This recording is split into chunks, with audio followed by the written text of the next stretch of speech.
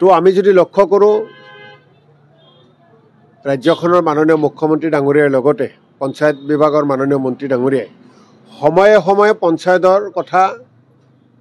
কয় আমি অমুক তাৰিখত ঘোষণা কৰিম এটা সম্ভাব্য তাৰিখ দিয়ে যোৱাকালিও এটা সম্ভাব্য তাৰিখ মুখ্যমন্ত্ৰী ডাঙৰীয়াই দিছে এতিয়া যেতিয়ালৈকে নটিফিকেশ্যন নোলাব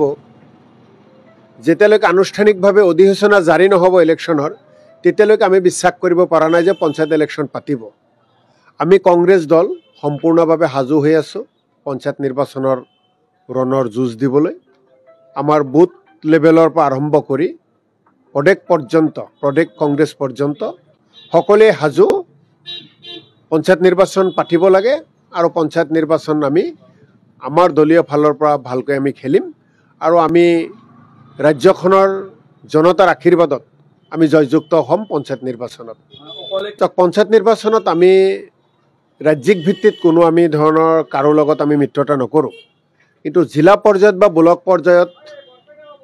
যদি আমাৰ সেই জিলাৰ সেই ব্লকৰ নেতৃবৰ্গই মিত্ৰতা কৰিব বিচাৰে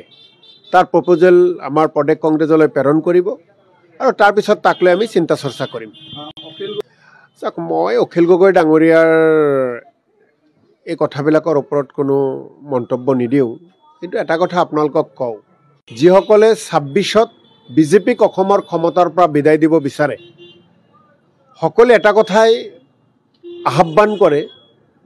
বিজেপিক বিদায় দিয়াৰ কাৰণে কংগ্ৰেছ দলে নেতৃত্ব ল'ব লাগে বিজেপি বিৰোধী যিসমূহ ব্যক্তি দল সংগঠন সকলোৱে ভাবে যে কংগ্ৰেছৰ নেতৃত্বত ২৬ত নিৰ্বাচন হওক